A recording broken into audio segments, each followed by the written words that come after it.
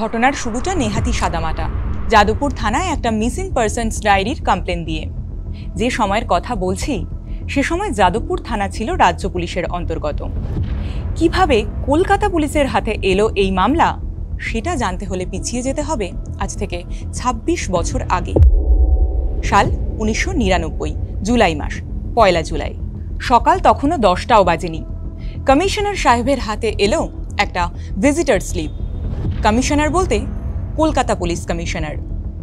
দর্শন প্রার্থীর নাম প্রদীপ কুমার সেন। ভিজিটার স্লিপে ঠিক কি লেখা? Most urgent and confidential. Urgent, confidential, ব্যাপারটা ঠিক কি? প্রদীপ কুমার সেন, পেশায় চার্টার্ড অ্যাকাউন্ট্যান্ট, বয়স ৬০-এর বেশি হবে, স্বাস্থ্যবান, সুদর্শন, প্রায় ৬ ফুটের উপর লম্বা, যিনি এক প্রকার কাঁদতে কাঁদতে জানালেন ২ দিন ধরে নিখোঁজ তার স্ত্রী লীনা সেন। যাদবপুর থানায় একটা মিসিং ডায়েরি করেছেন অবশ্য, কিন্তু মামলা তেমন এগোয়নি। তাই আজ ছুটে এসেছেন খোদ নগরপালের কাছে, যিনি সবটা শুনলেন, সাহায্যের প্রতিশ্রুতিও দিলেন। কিন্তু ততক্ষণে বদলাতে শুরু করেছে এই চাঞ্চল্যকর মামলার পটভূমি। নমস্কার, আমি প্রেক্ষা। আজকে আপনাদের শোনাবো ১৯৯৯ সালে খাস কলকাতা শহরের বুকে প্রবল আলোড়ন ফেলে দেওয়া এক চাঞ্চল্যকর মামলার কাহিনী। সঙ্গে থাকুন শেষ পর্যন্ত। ৩রা জুলাই ১৯৯৯, মৈনাক অ্যাপার্টমেন্ট, বালিগঞ্জ পাড়ি, কলকাতা। তালা ভেঙে ঢুকতে হয়েছিল ফ্ল্যাটে। Flat number ৯০৬। ফ্ল্যাটের বাইরে অন্তত ১৫-২০ জনের জটলা। কি বিভৎস দুর্গন্ধ এই ফ্ল্যাটে। উফ, এই গন্ধের জন্য কি ফোন করেছিল থানায়? ফ্ল্যাটে তো তালা দেওয়া। হ্যাঁ স্যার, ডুপ্লিকেট চাবি নেই, চাবি থাকতো দিদিমণির কাছেই।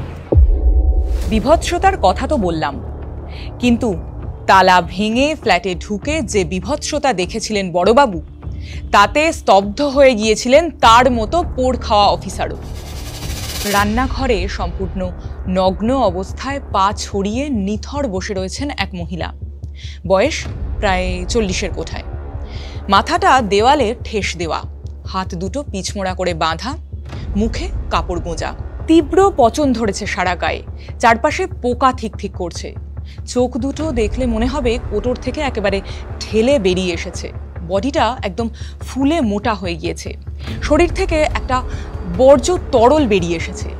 সামনে চাপ চাপ রক্ত মাটিতে জমে রয়েছে, আর একটা তীব্র পচা গন্ধ বেরোচ্ছে চারপাশ দিয়ে। কে এই মহিলা?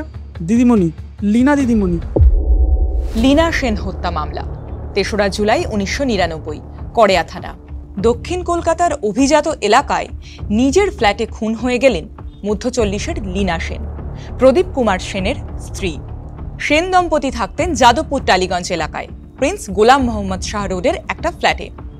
তবে বালিগঞ্জ ফাঁড়ির কাছে মৈনাক অ্যাপার্টমেন্টে লীনা বহু বছর ধরে একটা ফ্ল্যাট ভাড়া করেছিলেন, সেখানে থাকতেন মাঝে মাঝে, যেটা প্রদীপের সঙ্গে বিয়ে হওয়ার পরেও তিনি ছাড়েননি। মৈনাক অ্যাপার্টমেন্ট, এই সেই মৈনাক অ্যাপার্টমেন্ট যেখানে পচা গলা মৃতদেহ উদ্ধার হয়েছে লীনা সেনের। ১৯৯৯ সালের মিডিয়ার উপস্থিতি আজকের মতো এত সর্বগ্রাসী ছিল না। তবে লীনা সেনের হত্যা মামলা হুলস্থুল ফেলে দিয়েছিল একেবারে চারপাশে। তদন্তের ভার গিয়ে পড়েছিল লালবাজার গোয়েন্দা বিভাগের তরুণ সাব ইন্সপেক্টর বৈদ্যনাথ সাহার উপর। ময়নাতদন্তের রিপোর্ট কি বলছে? শ্বাসরোধ করে খুন, ম্যানুয়াল স্ট্র্যাঙ্গুলেশন, মুখ এবং নাক জোর করে চেপে ধরা হয়েছিল। কয়েকটা প্রশ্ন উঠে আসছিল। খুনের মোটিভটা ঠিক কি? কোনো রকম জোর জবরদস্তির চিহ্নই নেই। ফ্ল্যাটের দরজা বাইরে থেকে বন্ধ ছিল। দরজা ভাঙার যে চেষ্টা করা হয়েছে, না, এরকম কিছু দেখা যায়নি। ঘরের ভিতরে জিনিসপত্র, আসবাব, আলমারি সমস্ত কিছু অক্ষত, একদম ইনট্যাক্ট। এদিকে ঘরের ভিতর কোনো রকম ফুটপ্রিন্ট বা ফিঙ্গারপ্রিন্ট এরকম কিচ্ছু পাওয়া যায়নি। টাকা পয়সার লোভে যে এই খুন, অর্থাৎ মার্ডার ফর গেইন, না, এরকমটা বলা যাচ্ছে না। তাহলে মোটিভটা ঠিক কি? দ্বিতীয় প্রশ্ন, খুনের আগে কোনো যৌন নির্যাতন হয়েছিল? Any kind of sexual assault? না। আর খুনটা কখন হয়েছিল? পিএম রিপোর্ট বলছে ২৯শে জুন দুপুর থেকে সন্ধ্যের মধ্যবর্তী একটা সময়। তারিখটা মনে রাখবেন, খুনটা হয়েছে ২৯শে জুন, আর মামলা রুজু হয় ৩রা জুলাই। আরও একটা গুরুত্বপূর্ণ প্রশ্ন, লীনার পোশাক আশাক কোথায় গেল? খুনের পরে তাকে বিবস্ত্র করার প্রয়োজন পড়ল কেন? কোনো ব্যক্তিগত আক্রোশ? আরও একটা জিনিস উল্লেখযোগ্য ছিল, ঘটনাস্থল থেকে বাজেয়াপ্ত হওয়া জিনিসের মধ্যে পাওয়া গিয়েছিল একটা ছোট্ট ডায়েরি, লীনা সেনের ডায়েরি।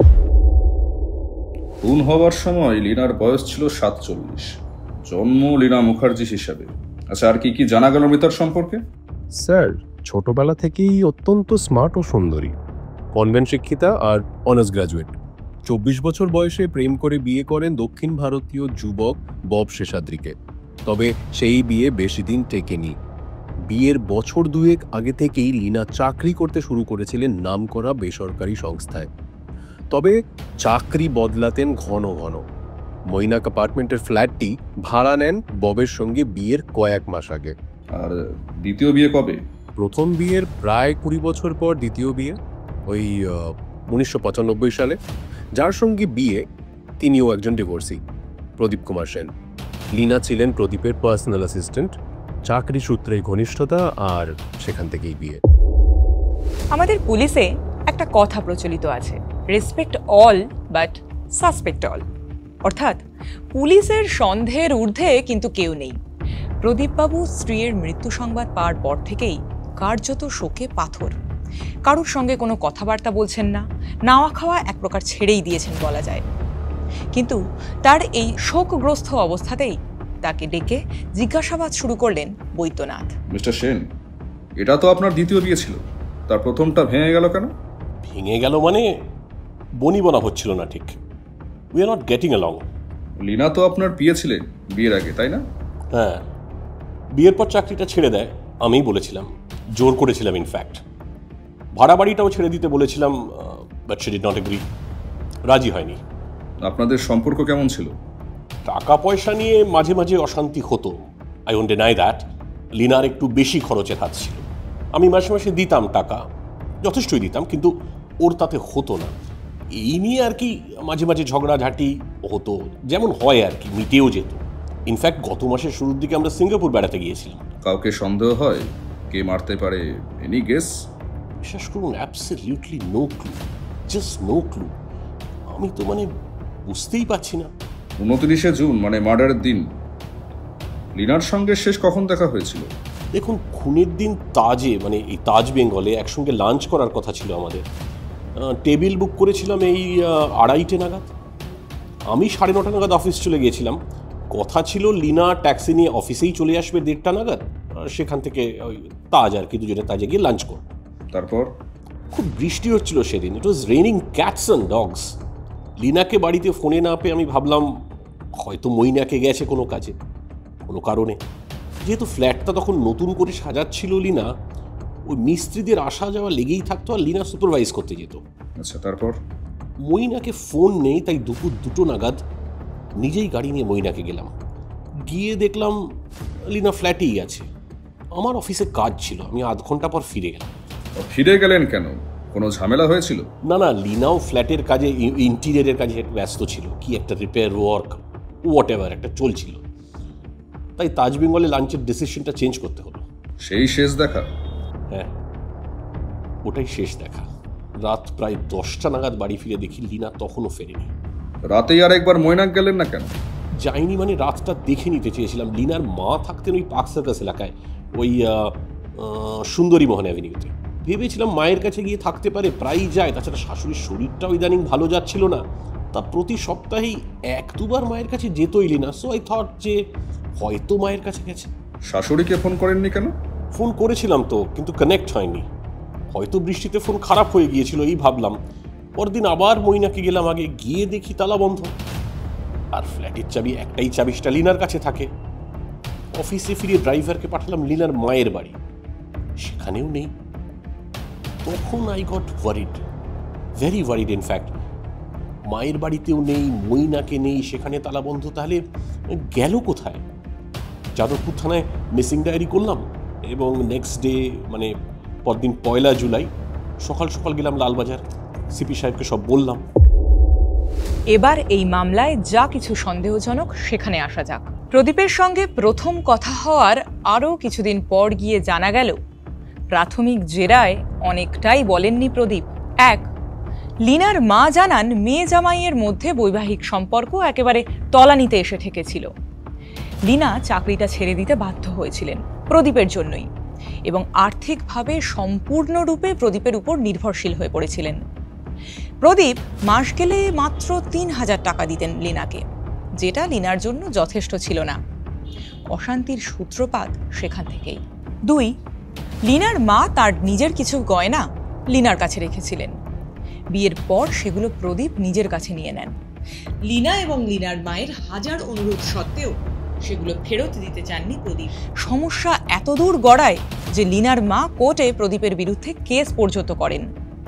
৩, লিনার চরিত্রের দিকে নিয়মিত আঙুল তুলতেন প্রদীপ।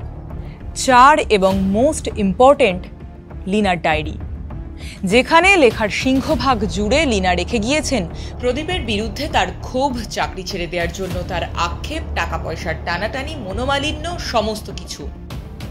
তবে সন্দেহের বৃত্তে কি শুধুমাত্র প্রদীপবাবুই? না, একেবারেই নন। এই লিনার বাড়িওয়ালার কথাই ধরুন না, ডক্টর স্বয়ম্ভু মুখার্জি। ফ্ল্যাট থেকে যে তীব্র দুর্গন্ধ বেরোচ্ছে সেটা কড়েয়া থানাতে ফোন করে সর্বপ্রথম জানিয়েছিলেন তিনি। বাড়িওয়ালা ভাড়াটের সম্পর্কেও ছিল প্রবল তিক্ততা।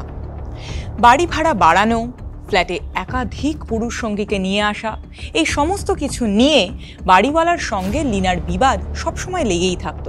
ধৈর্য হারিয়ে ব্যক্তিগত আক্রোশের বশে তিনিই যে খুনটা করেননি বা কাউকে দিয়ে খুনটা করাননি, সেই সম্ভাবনা কিন্তু উড়িয়ে দেওয়া যায় না। আবাসনের বাকি কর্মীরাও লিনাকে খুব বেশি পছন্দ করতেন না। তাদের ভিতর থেকেও কেউ যে খুনটা করেননি সেটাও বলা যাচ্ছে না। আপনি তো এই ফ্ল্যাটের লিফটম্যান। লিনা ম্যাডাম কেমন ছিলেন, মানে ব্যবহার করতেন কেমন আপনাদের সঙ্গে, একটু বলতে পারবেন? স্যার, খুব বাজে ব্যবহার ছিল। ফ্ল্যাটে যারা কাজ করে কেউ ভালো বলবে না ওই মহিলাকে। এত বাজে ব্যবহার, মানুষই ভাবতো না আমাদের। সন্দেহভাজন সবাইকে জেরা করেও কোনো রকম কোনো ক্লু পাওয়া গেল না। মৈনাকে সিসিটিভিও ছিল না, আর ভিজিটার্স রেজিস্টার চেক করেও কোনো রকম ডাউটফুল কিচ্ছু মিলল না। পাওয়া গেল বলতে শুধুমাত্র একটা ইনফরমেশন। 29শে জুন যখন প্রদীপ ওই মৈনাক অ্যাপার্টমেন্টে এসেছিলেন, তখন তার হাতে ছিল একটা ফোলিও ব্যাগ। তিনি যখন অ্যাপার্টমেন্ট থেকে বেরিয়ে গিয়েছিলেন তখনও আবাসিকরা ওই ফোলিও ব্যাগটা কেউ কেউ দেখতে পেয়েছিলেন। ঘটনার পরের 2 সপ্তাহে প্রদীপ, বাড়িওয়ালা স্বয়ম্ভু, আবাসনের বাকি কর্মচারী সহ যতজন সন্দেহভাজন ব্যক্তি আছেন তাদের প্রত্যেককে লালবাজারে ডেকে দফায় দফায় জেরা করেছেন বৈদ্যনাথ। এবারও তাই। তবে এইবার রুটিন মাফিক জেরার সময় বৈদ্যনাথ জানতেন না যে এই মামলার রহস্যভেদ হতে চলেছে দ্রুত, তাও আবার অভাবিত উপায়ে। 29শে জুলাই 1999, ডিটেকটিভ ডিপার্টমেন্ট, সকাল 11:30। নিজের ঘরে বসে রয়েছেন বৈদ্যনাথ, সঙ্গে রয়েছেন একজন সহকারী অফিসার। পাশের ঘরে বসিয়ে রেখেছেন প্রদীপ, ডক্টর স্বয়ম্ভু মুখার্জি, মৈনাক অ্যাপার্টমেন্টের লিফটম্যান এবং কেয়ারটেকারকে। বেশ ঘণ্টাখানেক ধরে বসে আছে সবাই। প্রায় 1:45 নাগাদ ডাক পড়ল প্রদীপের। স্বভাবতই বিরক্ত। দেখুন মিস্টার সাহা, এই নিয়ে 5 বার হলো। This is the 5th time. একই কথা আর কতবার জানতে চাইবেন আপনারা? 1 মাস হয়নি আমার স্ত্রী মারা গেছেন। I have suffered a loss. Mentally ভীষণ ডিস্টার্বড আছি। অফিসের কাজও মাথায় উঠেছে। তার মধ্যে বারবার পুলিশে ডেকে পাঠালে, তারপর এতক্ষণ বসিয়ে রেখেছেন। কাজকর্ম তো আছে আমাদের, নাকি? Sorry mister Sen. আচ্ছা, আমারও কি ভালো লাগছে বারবার ডাকতে এইভাবে আপনাদের। আসলে আপনারা তো কেউই পুরো সত্যিটা বলছেন না, তাই তো ডাকতে হচ্ছে। উপায় কি বলুন? কোন সত্যিটা বলিনি? কোনটা? কি বলছেন আপনি? সেটা আমাকে বলে দিতে হবে কোনটা। আরে মশাই, আপনার স্ত্রীর ডায়েরির মাত্র কয়েকটা পাতা নিয়ে আপনাকে এতদিন প্রশ্ন করেছি, বাকিগুলোর কথা তুলিনি এই ভেবে যে আপনি হয়তো নিজেই বলবেন। খুন হওয়ার দিন 3 আগে আপনার মিসেস লিনা কি লিখেছিলেন ডায়েরিতে শুনবেন? এভাবে আর পারছি না আমি। সিঙ্গাপুরে গিয়ে আমাকে হোটেলের রুমের মেঝেতে শুতে বাধ্য করলো প্রদীপ। আমার সঙ্গে বেড শেয়ার করতে নাকি ওর ঘেন্না করে। আমি নাকি রাস্তার মেয়ে। একটা সামান্য পারফিউম কিনতে চেয়েছিলাম গতকাল। মুখের উপর বলল 1 পয়সাও খরচ করবে না আমার জন্য। বিদেশে বেড়াতে এনেছে, দ্যাটস এনাফ। কি সেন সাহেব, আরও শুনবেন? আমি আরও বলতে পারি, আমার কোনো অসুবিধা নেই, কিন্তু শুনতে হয়তো আপনার ভালো লাগবে না। আর শুনতেও চাই না, কারণ লীনা চিরকালই মিথ্যেবাদী ছিল। She was a damn liar, a pathological liar. শুনুন শুনুন মিস্টার শাহ, আমার কথা শুনুন, পুরোটাই মিথ্যে ছিল। কোনটা মিথ্যে? এই ডায়েরির লেখাগুলো মিথ্যে? টাকা পয়সা দিতেন না, জামা কাপড় দিতেন না, প্রতিটা মুহূর্তে অপমান করতেন, এগুলো মিথ্যে? দিতাম না, বেশ করতাম। টাকা টাকা, অনলি টাকা। টাকা ছাড়া কিচ্ছু বুঝতো না লীনা। আমি তো তবু ওর শখ মেটাতে এতগুলো টাকা খরচা করে সিঙ্গাপুর নিয়ে গিয়েছিলাম, অন্য কেউ হলে করতো না। আর পারফিউম, জামা কাপড়, ওয়েডিং অ্যাপারেল, কসমেটিক্স, সব কিছু, এমনকি মইনাকে যে আন্ডারগার্মেন্টস পরে গিয়েছিল না সেদিন, সেটাও সিঙ্গাপুর থেকে কেনা। তাই? তা কি করে জানলেন ওই আন্ডারগার্মেন্টস পরেই লীনা সেদিন ফ্ল্যাটে গিয়েছিলেন? আপনি তো বললেন আপনি আধ ঘন্টা থেকেই চলে এসেছিলেন। ওই সময়ের মধ্যে ইন্টিমেসি না থাকলে নিশ্চিত হচ্ছেন কি করে যে লীনা ওই আন্ডারগার্মেন্টস পরেই ফ্ল্যাটে গিয়েছিলেন? তাছাড়া আপনি নিজেই বললেন সেই সময় ফ্ল্যাটে সারাই কাজ চলছিল। মানে আই মিন, মানে একটাই হয় মিস্টার সেন, আপনাকে অ্যারেস্ট করা হচ্ছে। যত তাড়াতাড়ি সত্যিটা স্বীকার করবেন ততই ভালো। আশা করি কোনো আদর যত্নের প্রয়োজন হবে না, তাছাড়া আপনার বয়সও হয়েছে। স্রেফ আন্দাজে ঢিলটা ছুঁড়েছিলেন বৈদ্যনাথ, এক প্রকার মরিয়া হয়েই। ডায়েরি থেকে যেটা পড়ে শুনিয়েছিলেন সেটা বানানো। সিঙ্গাপুরের বিষয়ে কোনো কথাই লেখা ছিল না ডায়েরিতে। সিঙ্গাপুরে গিয়ে যে তাদের মধ্যে ঝামেলা হয়েছে এটুকু জানতে পেরেছিলেন লীনার মায়ের সঙ্গে কথাবার্তা বলে। হঠাৎ উত্তেজিত হয়ে এরকম বেফাঁস মন্তব্য করে বসবেন প্রদীপ, এটা ভাবতে পারেননি বৈদ্যনাথ।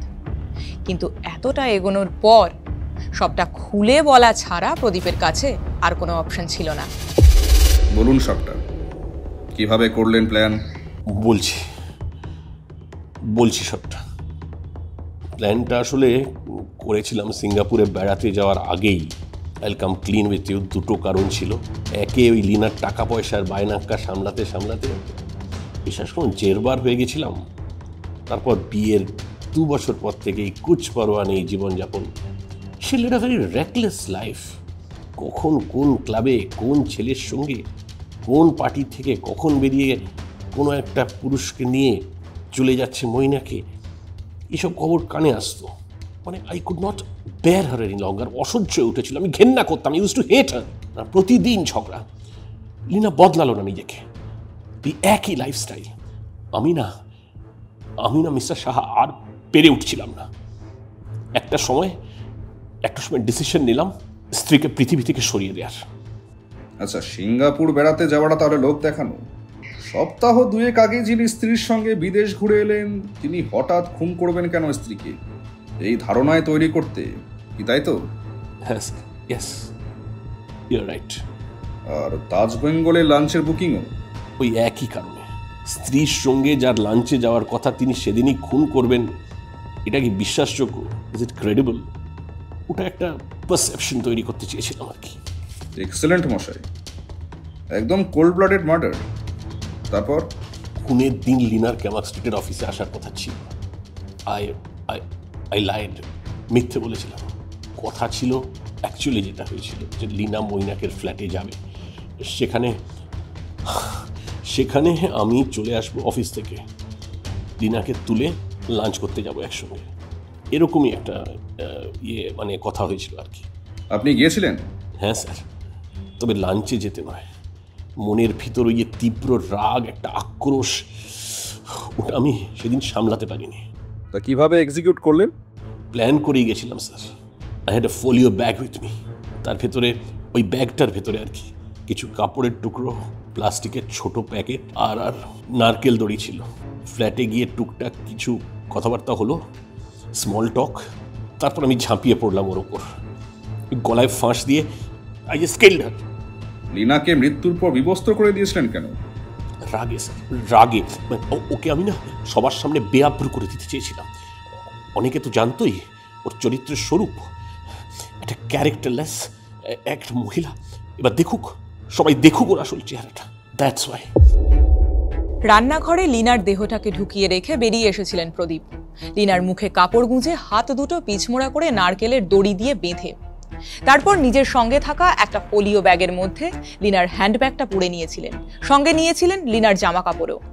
সেই হ্যান্ডব্যাগের মধ্যে থাকা চাবি বের করে দরজা বন্ধ করে তালা দিয়ে দিয়েছিলেন বাইরে থেকে, এবং তারপর ড্রাইভারকে ডেকে বলেছিলেন আউটরাম রোড হয়ে ফেরত যাবেন। গাড়িটা দাঁড় করিয়েছিলেন নেচার পার্কের সামনে। একটা প্লাস্টিকের প্যাকেটে মুড়ে চাবিটাকে ফেলে দিয়েছিলেন একটা ঝোপঝাড়ের মধ্যে, আর লিনার জামা কাপড় শুদ্ধ ব্যাগটাকে ফেলে দিয়েছিলেন অন্য একটা প্রান্তে।